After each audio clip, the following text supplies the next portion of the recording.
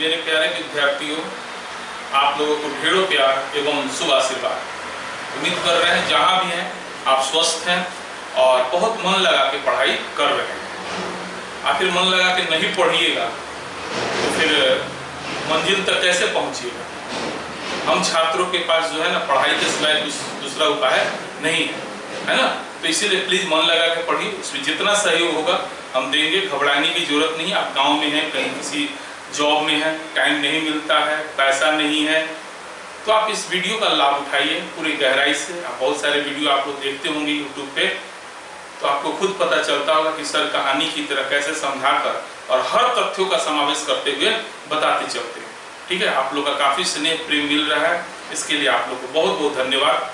चलिए शुरू करते हैं। लास्ट वीडियो अलाउद्दीन खिलजी के बारे में हम बता रहे थे। अलाउद्दीन खिलजी का राजस्व संबंधी नीति लास्ट वीडियो में बताए थे। उसके बाद उसने सेना का गठन देखे थे।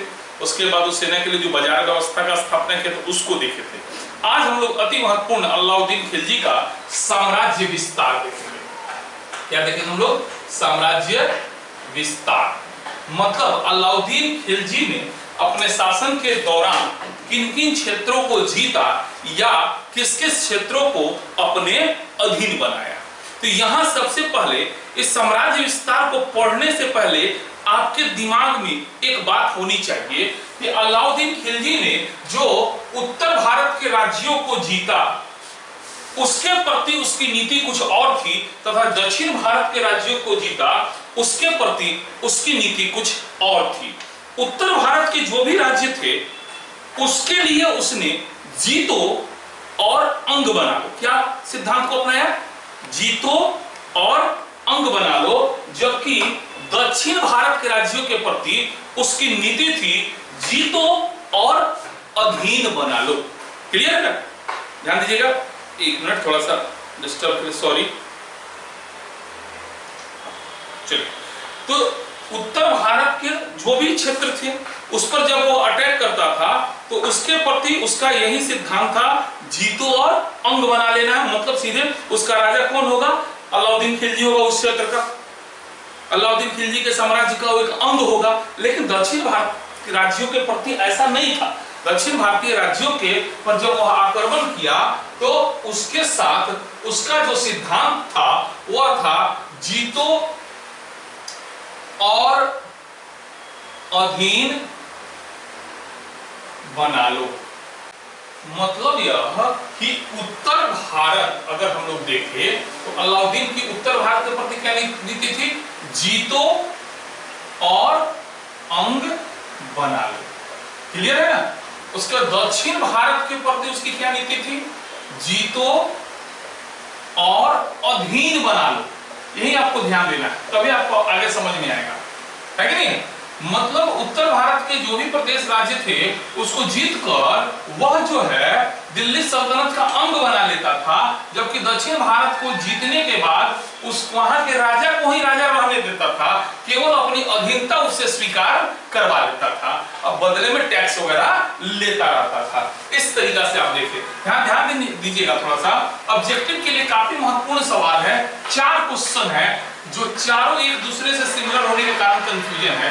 ध्यान दीजिएगा। पूछता है दक्षिण भारत पर सबसे पहले किसने आक्रमण किया? तो दक्षिण भारत पर सबसे पहले अलाउद्दीन खिलजी ने आक्रमण किया। लेकिन यहाँ ध्यान रखना है, अलाउद्दीन खिलजी का जो सबसे पहला आक्रमण था वह सुल्तान के रूप में ना होकर के कड़ा मानिकपुर के सूबेदार के रूप में था, देवगिरी पर। तो सवाल है कि दक्षिण भारत पर सबसे पहले किसने आक्रमण किया? तो आपने क्या जवाब देना है? अलाउद्दीन खिलजी। दूसरा सवाल ध्यान दीजिएगा, दक्षिण भारत पर सबसे पहले किस सुल्तान के समय आक्रमण हुआ? जब सवाल देते किस सुल्तान के समय, तो सुल्तान अलाउद्दीन खिलजी ने जब आक्रमण किया तो सुल्तान कौन था? इसका जवाब क्या होगा? जलालुद्दीन खिलजी, है कि नहीं?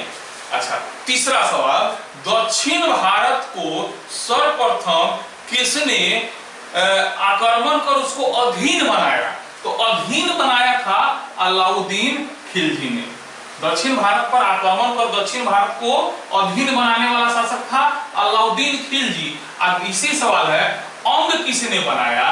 तो ध्यान दीजिएगा, ये आगे हम लोग को मिलेगा पढ़ने को, गियासुद्दीन तुगलक। ये 4 सवाल है, आप चारों को लिख लीजिए। ये सवाल देखिए परीक्षा में कितनी बार पूछा हुआ है, ध्यान दीजिएगा। फिर से खासकर ये 2 सवाल को हम फिर से आपको रिपीट कर रहे हैं। दक्षिण भारत पर आक्रमण कर दक्षिण भारत को अपने अधीन किस सुल्तान ने किया? अलाउद्दीन खिलजी अपने अधीन किया। दूसरा सवाल, दक्षिण भारत को जीत कर अपने साम्राज्य का अंग किसने बनाया? तो गियासुद्दीन तुगलक, जो तुगलक वंश का प्रथम शासक था। चलिए, तो ये तो थोड़ी सी छोटी छोटी बातें थी, इसको भी हमने आपको बता दिया। अब हम लोग आगे बढ़ते हैं, देखते हैं अलाउद्दीन खिलजी का आक्रमण साम्राज्य विस्तार के लिए। तो सबसे पहले हम लोग एक एक करके अध्ययन करेंगे और सबसे पहले हम लोग उत्तर भारत में देखते हैं। तो उत्तर भारत में जो सबसे पहला उसका आक्रमण था वो था जैसलमेर और या गुजरात, है ना, जैसलमेर या गुजरात पर किया गया आक्रमण। ध्यान दीजिए, ये जो गुजरात का एरिया था, जैसलमेर का जो एरिया था, यह एक काफी समृद्धशाली प्रदेश था। समृद्धशाली मतलब संपन्न, मतलब संपन्न। तो ऐसे क्षेत्र का दिल्ली सल्तनत के अधीन होना ज्यादा जरूरी था ताकि अलाउद्दीन को ज्यादा से ज्यादा इनकम हो। और दूसरा चीज, एक तो महत्वाकांक्षी तो था ही, समाजवादी तो था ही अलाउद्दीन खिलजी, तो साम्राज्य विस्तार की भी उसकी लालसा थी। और खासकर ऐसे प्रदेश का उसके साम्राज्य का अंग नहीं होना अलाउद्दीन के लिए शर्म की बात था, है ना। तो इस तरीके से तो देखते हैं जैसलमेर जो था, गुजरात तो जो था, वह एक समृद्धशाली संपन्न प्रदेश था। यहाँ की जो राजधानी थी वो थी अनहिलवाड़। राजधानी कौन थी? अनहिलवाड़। ध्यान दीजिएगा, परीक्षा में पूछता है राजा का नाम, राजधानी जरूर ध्यान में रखिएगा। अलाउद्दीन का समय वहां का राजा कौन था, है ना, वहां की राजधानी क्या थी, ये सब इंपॉर्टेंट सवाल है, ठीक है। तो समृद्धशाली संपन्न प्रदेश था जिसकी राजधानी कहां थी? अनहिलवाड़ थी। यहाँ का शासक जो था वो था बघेला। बघेला वंश का था, जिसका नाम था कर्ण, या किसी किसी किताब में आपको मिलेगा रायकर्ण, ठीक है। बघेला शासक कौन था? बघेला वंश का शासक कर्ण था, ठीक है ना, है, जिसका नाम क्या मिलेगा? रायकर्ण भी मिलेगा, ठीक है। तो 1298 ईस्वी में अलाउद्दीन खिलजी ने अपने 2 महान सेनापति उल्लुग खां और नसरत खां, ध्यान रखिएगा नाम ये इंपॉर्टेंट है, उल्लुग खां और नसरत खां को गुजरात पर आक्रमण करने के लिए भेजा। अहमदाबाद के निकट एक कड़ा संघर्ष हुआ और उस संघर्ष में जो है राजा रायकर्ण जो है परास्त हो गए और अपनी बेटी, ध्यान दीजिएगा, नाम था देवल देवी। क्या नाम था?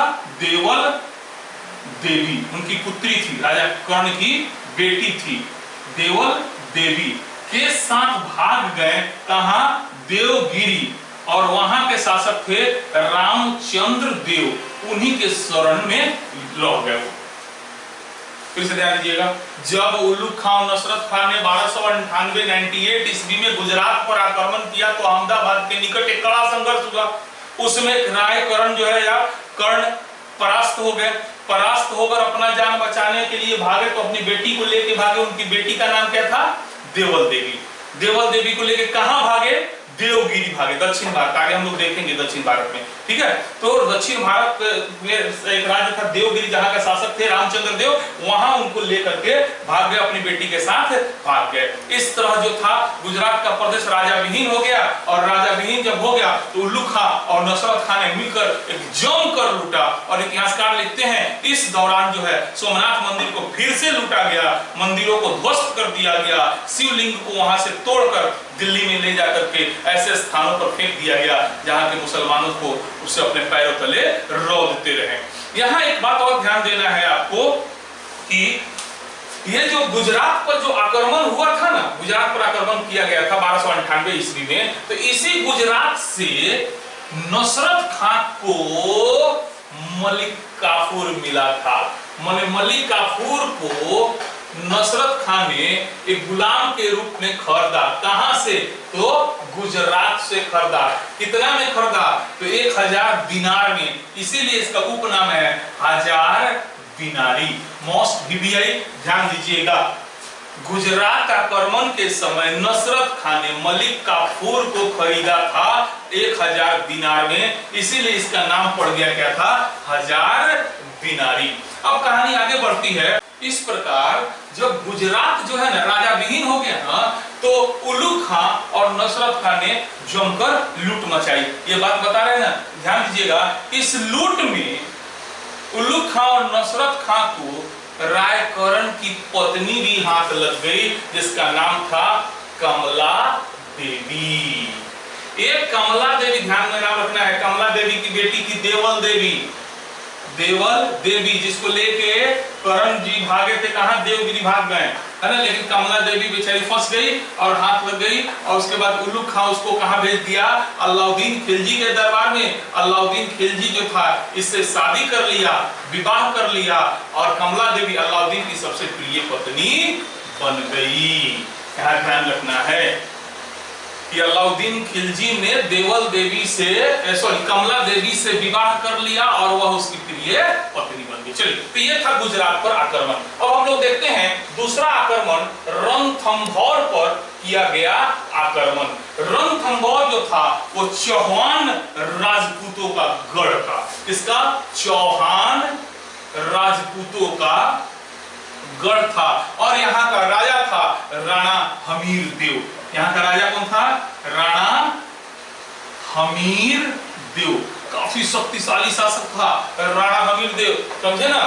एक्चुअली हुआ कहानी यह है कि जब नवीन मुसलमान मंगोल, याद आ रहा है ना, तो सब पढ़ा चुके हैं पिछले वीडियो में। जब नवीन मुसलमान अलाउद्दीन का विरोध किए, तो विरोध करके जब अलाउद्दीन ने उनका मतलब एक तरह सफाया करना शुरू किया, तो ये लोग भाग के रणथंभौर में यही राजपूत राजा राणा हमीर देव के दरबार में शरण लिए थे। अलाउद्दीन ने हमीर देव से इन मंगोल मुसलमानों को मांगा कि उसको हम लोग के हवाले कर दो, लेकिन राणा जो है देने से इनकार कर दिया।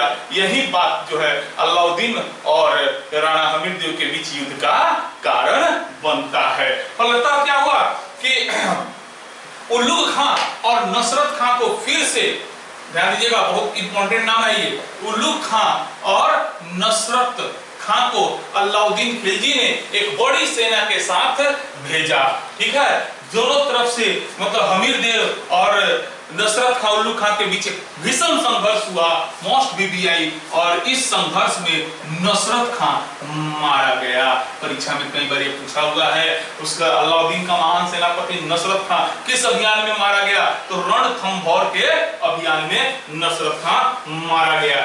ऐसे परिस्थिति में अलाउद्दीन को लग गया कि नहीं, यहाँ मुझे खुद जाना चाहिए। फलतः अलाउद्दीन खुद रणथंभौर आया और यहाँ आकर के उसने जो है रणथंभौर को किला को जीतने का बहुत प्रयास किया, लेकिन अंततः वह असफल रहा। ऐसे परिस्थिति में अलाउद्दीन का हार कर लौट जाना भी उसके सम्मान के विरुद्ध था।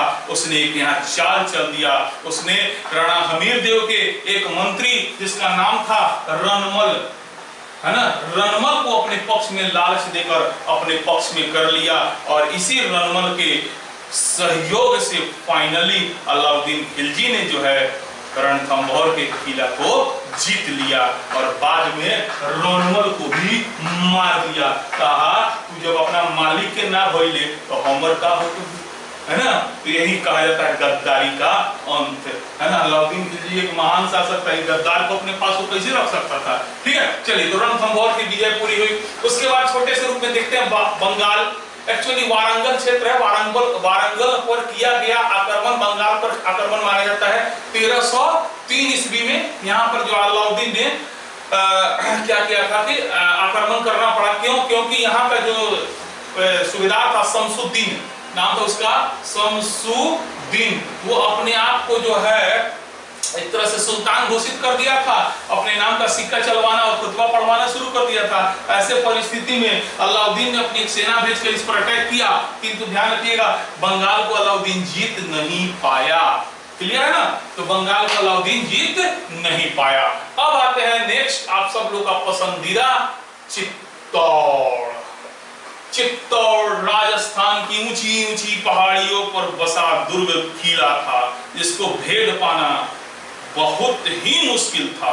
क्यों? क्योंकि ऊंचे ऊंचे पहाड़ियों पर था, दुश्मन नीचे से ज्यादातर ऊपर से तीर मार के बंदूक मार के खत्म कर देता सब। इसीलिए चित्तौड़ का जो दुर्ग था वो काफी सुरक्षित दुर्ग था।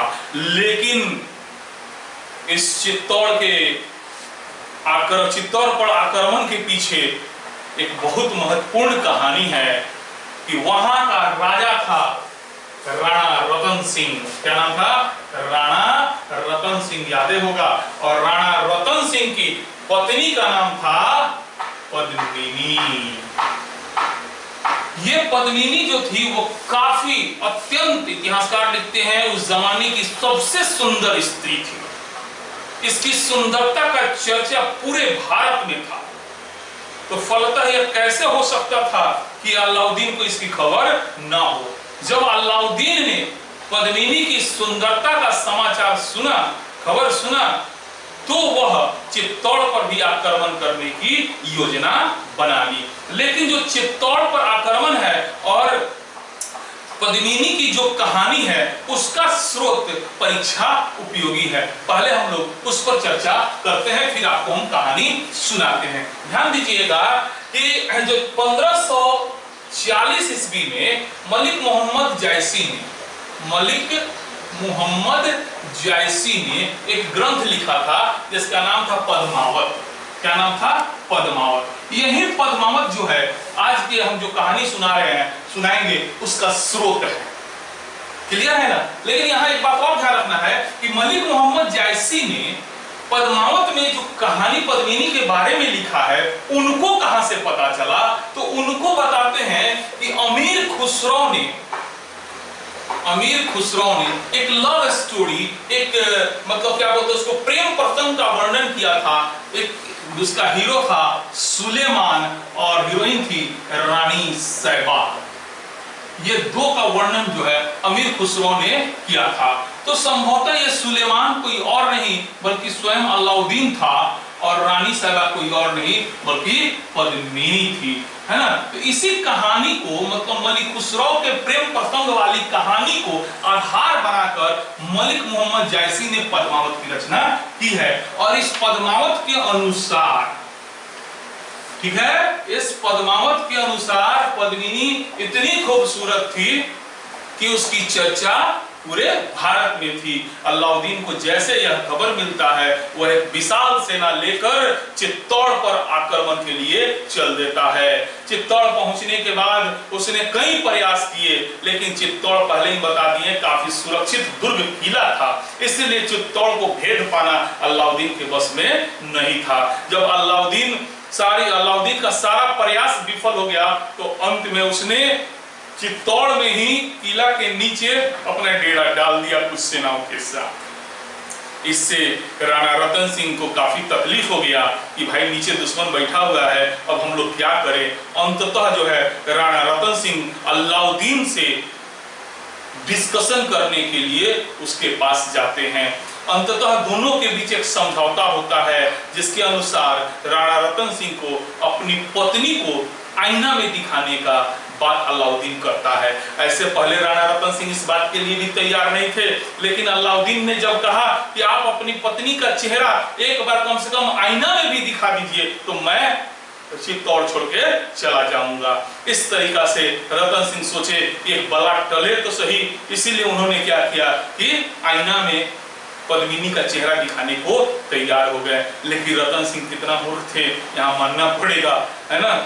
जिस आदमी ने उसकी खूबसूरती का बखान सुन के चित्तौड़ पर आक्रमण कर दिया, देखने के बाद उसका क्या हाल होता। लेकिन राणा रतन सिंह अपनी पत्नी को अलाउद्दीन खिलजी को आईना में दिखा दिए और अलाउद्दीन खिलजी देख लिया। उसके बाद वो भीतरे भीतरे लगा षड्यंत्र करने, और जैसे रतन सिंह अलाउद्दीन खिलजी को उसके डाले हुए डेरा में, जो डेरा डाल के रखा था ना, वहां छोड़ने जाता है, अलाउद्दीन रतन सिंह को किडनैप करके दिल्ली लेके भाग गया। मतलब छल से, धोखा से अलाउद्दीन ने रतन सिंह का एक तरह से अपहरण कर लिया। यह खबर जैसे दरबार में पहुंचता है, रानी पद्मिनी ने भी उस छली के साथ छल करने का निश्चय किया। उसने 1600 पालकी तैयार करवाई, सारे पालकियों में सशस्त्र सेनाओं को भर दिया गया और अलाउद्दीन को खबर भिजवा दिया कि हम लोग जो है रानी पद्मिनी को देने को तैयार हैं। रानी पद्मिनी जो है पालकी में सवार होकर आ रही है।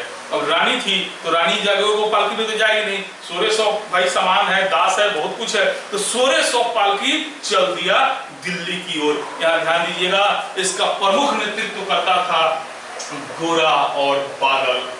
ये इतिहास प्रसिद्ध नाम है, इन लोगों का भी नाम याद रखना चाहिए। गोरा और बादल ये लोग मिलकर रानी को जो है 1600 पालकी के साथ लेके पहुंच गए दिल्ली। और वहां जाने के बाद अलाउद्दीन को यह खबर दिया गया कि आप राजा को हमारे हवाले कर दीजिए, हम लोग रानी को आपके हवाले कर देते हैं। उसके बाद अलाउद्दीन खिलजी जो है राजा को देने को तैयार हो गया। जैसे राजा को उसने छोड़ा, इधर से 1600 पालकी से सेना निकला और अलाउद्दीन खिलजी पर अटैक कर दिया। देखते देखते दोनों के बीच युद्ध शुरू हुआ। और इस युद्ध में यहाँ ध्यान रखना है, गोरा जो है एक तरह से राजा और रानी को लेकर सीधे चित्तौड़ की ओर भागता है, जबकि बादल जो है ना, गोरा जो है वो मतलब रानी और राजा को लेकर के सीधे भागता है और बादल युद्ध संभालता है, वहां पर लोगों को संभालता है। गोरा और बादल का योगदान है। लेकिन इस क्रम में यह ध्यान रखना है कि राजा जो है घायल हो जाता है और चित्तौड़ पहुंचने के कुछ दिन, सुरक्षित चित्तौड़ को वो पहुंच गया लेकिन घायल हो गया था, इसीलिए कुछ ही दिनों के बाद उसकी मृत्यु हो जाती है। मृत्यु होने के बाद एक बार फिर से अलाउद्दीन चित्तौड़ पर आक्रमण करता है। उसके बाद चित्तौड़ को जीत लेता है। अपने बेटा खिज्र खां, अपने बेटा किसको, खिज्र खां को चित्तौड़ दे देता है और चित्तौड़ का नाम रख देता है खिजराबाद। ये कहानी है चित्तौड़ का। हमने इसलिए फिल्म नहीं देखा है क्योंकि फिल्म में बहुत कुछ मिला जुला के बाद कहा गया। हम लोगों ने जो किताब में पढ़ा उसको हमने आपको बताया, जो परीक्षा उपयोगी है, हमने उसकी चर्चा की। इस बात को ही याद रखिएगा। बाकी फिल्म में कहानी में क्या है उससे विशेष हम लोग को कोई मतलब नहीं है। चलिए, तो इस तरीके से चित्तौड़ की भी विजय जो है अलाउद्दीन खिलजी पूरा कर लेता है। उसके बाद कुछ छोटे छोटे एरिया, जैसे उसने मालवा को जो है 1305 ईस्वी में जीत लेता है। वहां का राजा है महलक देव। वहां का राजा कौन है, महलक देव, ठीक है ना। उसके बाद जो है उसने सिवाना एक क्षेत्र है उस पर अटैक करता है 1308 ईस्वी में। उसके बाद उसको भी जीत लेता है। वहां पर शासक है शीतल देव का नाम जरूर याद रखिएगा, इसलिए हम संक्षेप में आपको बताते चल रहे हैं। मालवा का शासक कौन है, सिवाना का शासक है आपको शीतल देव। फाइनली लास्ट जो है जालौर पर आक्रमण करता है 1311 ईस्वी में और यहाँ का शासक कान्हन देव को परास्त कर जालौर को भी अपने अधीन कर लेता है। इस तरह से उसकी उत्तर भारत की विजय पूरी हो जाती है। चलिए, अब आते हैं हम लोग दक्षिण भारत। दक्षिण भारत में पहले ही हमने बता दिया है आप लोगों को कि दक्षिण भारत पर उसने क्या किया, आक्रमण किया और उसको अपने अधीन बनाया, अंग नहीं बनाया। तो दक्षिण भारत पर उसका सबसे पहला जो आक्रमण था वो था देवगिरी पर। इस देवगिरी के बारे में तो बहुत कुछ आप लोग जान चुके हैं कि यहाँ पर यादवों का राज था। यादवों का राजा कौन था, रामचंद्र देव, ठीक है ना। और इसी रामचंद्र देव ने गुजरात के शासक कर्ण को और उसकी बेटी क्या नाम था, देवल देवी को अपने पास रखे थे, शरणार्थी के रूप में अपने पास रखे थे। और राजा कर्ण की बीवी कमला देवी जो है वो अलाउद्दीन की प्रिय पत्नी बन चुकी थी। अब ध्यान दीजिए, कमला देवी ने अपनी एकमात्र जीवित पुत्री देवल देवी को अपने पास बुलाना चाहिए और यही बात संभवतः अलाउद्दीन को जो है देवगिरी पर आक्रमण के लिए प्रेरित किया। उसने जो है मलिक काफूर के ने दक्षिण भारत पर उसका सारा आक्रमण का नेतृत्व करता मलिक काफूर था, जबकि हम लोग उत्तर भारत में देखे नसरत खां, उल्लू खां वगैरह वो लोग के बारे में चर्चा की, ठीक है। तो दक्षिण भारत पर उसने क्या किया कि मलिक काफूर के नेतृत्व में एक सेना भेजा और वहां के शासक जो थे रामचंद्र देव अपने आप को अंततः जो है आत्म समर्पित कर दिए और कर्ण जो है युद्ध में परास्त हो गया और वहां से भाग के चला गया गुजरात। और बेटी जो है उसकी हाथ लग गई, उस देवल देवी को भेज दिया गया अलाउद्दीन के दरबार में और वहां पर जो है देवल देवी का विवाह अलाउद्दीन के बेटे खिज्र खां से करा दिया गया। यहाँ ध्यान दीजिएगा, देवगिरी के राजा रामचंद्र देव ने आत्मसमर्पण कर दिया, है ना, तो आत्मसमर्पण कर दिया, कुछ कर देना स्वीकार किया और अलाउद्दीन का मित्र बन गया। यह बात इसलिए बता रहे हैं क्योंकि आगे के अभियान में रामचंद्र देव जो है अलाउद्दीन का साथ देगा, है ना, इसीलिए उसका परम मित्र बन गया। सबसे बड़ा फायदा हुआ। ध्यान दीजिएगा, दूसरा जो प्रमुख आक्रमण किया गया था वो था तेलंगाना पर। अलाउद्दीन खिलजी के द्वारा दक्षिण भारत में दूसरा जो प्रमुख आक्रमण है वो है तेलंगाना। तेलंगाना, इसकी राजधानी थी वारंगल। इसकी राजधानी क्या थी? वारंगल। और यहाँ का राजा था प्रताप रुद्रदेव द्वितीय। प्रताप रुद्रदेव द्वितीय। ध्यान दीजिएगा, तेलंगाना पर, तेलंगाना की राजधानी वारंगल और यहाँ का राजा कौन था? प्रताप रुद्रदेव द्वितीय। अलाउद्दीन खिलजी ने 1309 ईस्वी में मलिक काफूर के नेतृत्व में एक सेना भेजी प्रताप रुद्रदेव द्वितीय पर अटैक करने के लिए। मलिक काफूर और रुद्रदेव द्वितीय के बीच भीषण संघर्ष हुआ। अंत में जो है प्रताप रुद्रदेव को लग गया कि हम किसी कीमत पर जीत नहीं सकते हैं, तो उसने अपनी एक सोने की मूर्ति बनवा ली, उसमें जंजीर डलवा के मलिक काफूर के हवाले कर दिया। मतलब इसने भी जो है आत्मसमर्पण कर दिया। तो तेलंगाना का शासक प्रताप रुद्रदेव द्वितीय, जिसकी राजधानी वारंगल थी। चलिए उसका अगला आक्रमण देखते हैं। तीसरा महत्वपूर्ण आक्रमण होयसल राज्य पर। दक्षिण भारत के एक राजा था होयसल। यहाँ का राजा था वीर बल्लाल तृतीय। वीर बल्लाल तृतीय। इसका पड़ोसी राज्य था, होयसल राज्य का पड़ोसी राज्य था पांड्य राज्य। पांड्य राज्य, समझे। और यहाँ पर दो भाइयों के बीच सिंहासन को लेकर झगड़ा चल रहा था। ये दो भाई थे, वीर पांड्य और सुंदर पांड्य। अब सोचा क्या कि क्या बोलते हैं, वीर पांड्या और सुंदर पांड्या। तो होयसल राज्य का राजा वीर बल्लाल ने सोचा कि दोनों भाई की लड़ाई का हम फायदा उठा के पांड्य राज्य पर अधिकार कर ले। तो ये क्या हुआ, वीर बल्लाल तृतीय जो है पांड्य राज्य पर अटैक करने आ गया। ऐसे परिस्थिति में इधर से क्या हुआ, मलिक काफूर होयसल राज्य पर अटैक कर दिया 1310 ईस्वी में। मलिक काफूर, अब जैसे खबर मिला वीर बल्लाल को, वो पांड्य राज्य से भाग के आया और आया, छोटा मोटा युद्ध हुआ। इस युद्ध में वीर बल्लाल तृतीय परास्त हो गया और उसने जो है अलाउद्दीन के अधीनता स्वीकार कर ली। अगला जो आक्रमण हम लोग देखेंगे दक्षिण भारत पर पांड्य राज्य पर। अब ध्यान दीजिए, जैसा कि अभी आप लोगों को बता रहे थे कि वीर पांड्या और सुंदर पांड्या भाई थे। दोनों भाइयों के बीच में सिंहासन को लेकर लड़ाई था। दोनों भाई के बीच एक संघर्ष हुआ। इस संघर्ष में जो है वीर पांड्या जीत गया, सुंदर पांड्या जो हार गया। जब ये हार गया तो सुंदर पांड्या सीधे भाग के चला गया दिल्ली, और दिल्ली में जाकर अलाउद्दीन के दरबार में उसने जो है उससे मदद मांगी। अलाउद्दीन ने जो है मलिक काफूर को पांड्य राज्य पर आक्रमण करने के लिए भेजा कि जाओ वीर बल्लाल को पकड़ के उसको मार दो और पांड्य राज्य पर अधिकार कर लो। इधर सुंदर पांड्या तो अधीनता स्वीकार करने को तैयार है, लेकिन वीर पांड्या इन सबों में सबसे होशियार था। जैसे सुना कि मलिक काफूर आ रहा है, वो भाग के चला गया जंगल। यहाँ सवाल दो महत्वपूर्ण मोस्ट VVI। सबसे पहले तो पांड्य राज्य की राजधानी कहाँ थी? तो मदुरई। इस चीज को भी याद रखिएगा, पांड्य राज्य की राजधानी कहाँ थी? मदुरई। ठीक है। अब ध्यान दीजिएगा, जैसे मलिक काफूर ने वीर पांड्या के राज्य पांड्य राज्य पर आक्रमण किया तो वीर पांड्या क्या किया? वो भाग गया। ठीक है, भाग गया तो मलिक काफूर ने उसके राज्य को जी भर के खूब मनचाहा लूटा। तो सवाल यहाँ यह है कि दक्षिण भारत पर धन के दृष्टि से सबसे महत्वपूर्ण आक्रमण कौन राज्य पर आक्रमण माना जाता है? तो पांड्य राज्य पर। और दूसरा, ये वीर पांड्या को अभी हाथ नहीं आया मलिक काफूर या अलाउद्दीन खिलजी के, और ना ही कर देना स्वीकार किया। तो दूसरा सवाल यहाँ यह भी पूछा हुआ है कि कौन ऐसा राज्य था जिसके राजा ने अलाउद्दीन की अधीनता स्वीकार नहीं की? पांड्य राज्य, उसका राजा वीर पांड्या, और ना ही कर देना स्वीकार किया तो वीर पांड्या इसका जवाब होगा। तो पांड्य राज्य से 3 सवाल हम देते हैं। पांड्य राज्य की राजधानी कहाँ थी? मदुरई थी। ठीक है ना। दक्षिण भारत पर किया गया कौन सा प्रदेश जो है धन की दृष्टि से सबसे महत्वपूर्ण रहा? पांड्य राज्य। कौन ऐसा राजा था जिसने अलाउद्दीन की अधीनता स्वीकार नहीं की? है ना, वीर पांड्या, पांड्य राज्य का, और कर न देने का निश्चय किया पांड्य राज्य। चलिए, तो इस तरीका से हम लोग इस वीडियो में अलाउद्दीन के साम्राज्य विस्तार का बहुत विस्तार से अध्ययन किए हैं। अब एक वीडियो अभी और आप लोगों को बनाना पड़ेगा जिसमें अलाउद्दीन का मौत और अलाउद्दीन के कुछ नमूने उत्तराधिकारियों के बारे में भी हम उसमें चर्चा करेंगे। वीडियो अच्छा लगा हो एक लाइक जरूर कीजिएगा और कमेंट करके भी बताते चलिए ताकि हमको भी प्रेरणा मिलता रहे। बहुत बहुत धन्यवाद।